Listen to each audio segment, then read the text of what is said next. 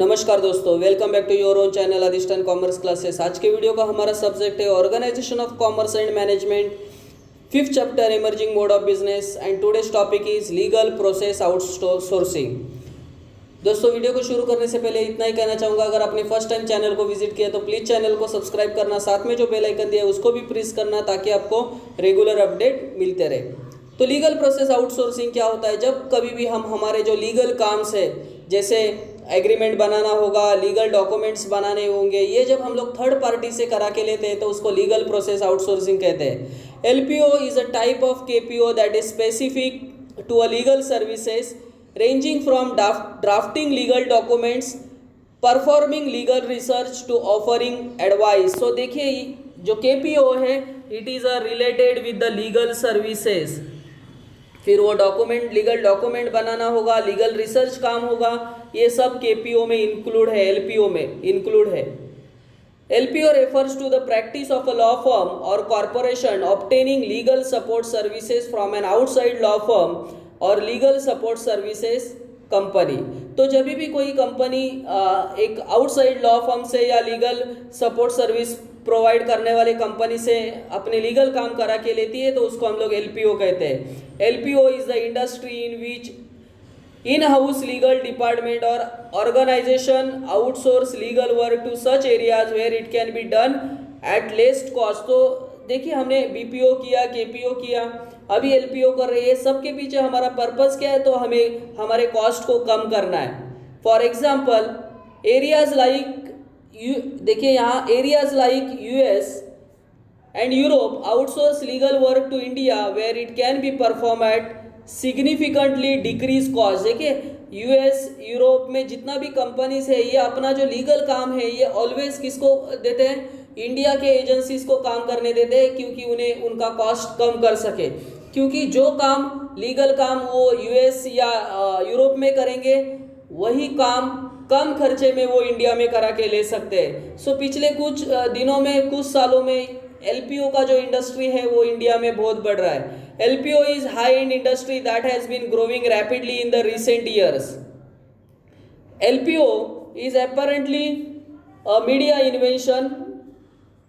It derives from BPO, but to the extent that the word process, so process word हमें क्या बताता है? It is standardized, commoditized, easy to replicate the tasks that can be performed without a lot of education. That is the means of process. Meaning, legal outsourcing has gained tremendous ground in the past few years in India.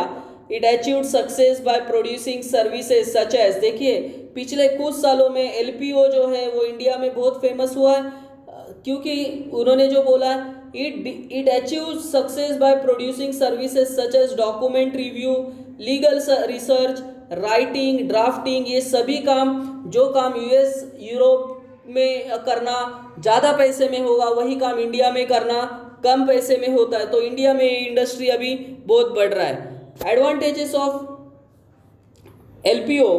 First advantage, one of the most significant advantage of outsourcing legal function is cost saving. So BPO, KPO और LPO का main function क्या है? Cost saving, या main हम ये सब क्यों करते हैं? फॉर कॉस्ट सेविंग के लिए। Second advantage, outsourcing legal work to external vendor allows organization to access high level talent and niche expertise that doesn't exist within the firm. देखिए, जब हम लोग कोई भी काम आउटसोर्स करते हैं तो जिस एजेंसी को हम लोग ये आउटसोर्स कर रहे हैं, उनके जो टैलेंटेड लोग हैं या टैलेंटेड एक्सपर्टाइज जो लोग हैं, उनका सर्विस हमें मिल सकता है। Third advantage, employing a combination of in-house and external talent allows law firm and organization to tailor their liabilities in response to workload and client demand. Flexible staffing also reduce the firm overhead. देखिए, जब हम लोग हमारे in-house employees या external talents का जब use करते हैं तो हमारा टेलर देयर लाइबिलिटीज़ ऐसे बोला है, तो जो भी हमारा काम है वो हम बहुत अच्छे तरीके से कर सकते हैं। ये जो थर्ड एडवांटेज है। तो जिस तरीके से कुछ एडवांटेज है तो डिसएडवांटेजेस भी होंगे। तो डिसएडवांटेजेस में पहला डिसएडवांटेज है there will be a problem of authenticity as some important document need to be shared with the outsourcing firm. देखिए यहाँ ऑथेंटिसिटी का प्रॉब्लम क्रिएट हो सकता है, क्योंकि आप जब इंपॉर्टेंट डॉक्यूमेंट किसी थर्ड पार्टी को शेयर कर दें तो ऑथेंटिसिटी प्रॉब्लम क्रिएट होगा।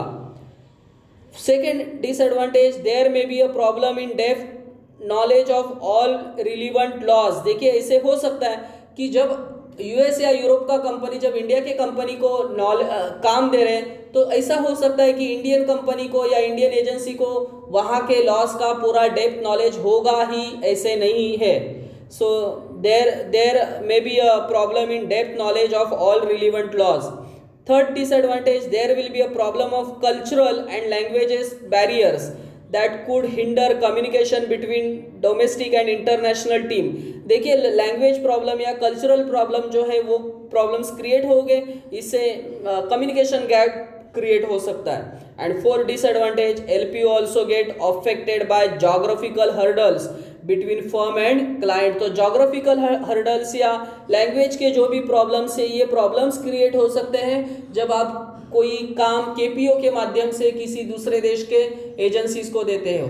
सो आई होप दोस्तों ये सभी केपीओ के मीनिंग, उनके एडवांटेज डिसएडवांटेज आपको क्लियरली समझे होंगे। मेरे एफर्ट्स आपको पसंद आए तो प्लीज़ लाइक करना, दोस्तों के साथ शेयर करना। That's it, thank you very much दोस्तों। We will be meeting in our next video, तब तक के लिए बाय बाय।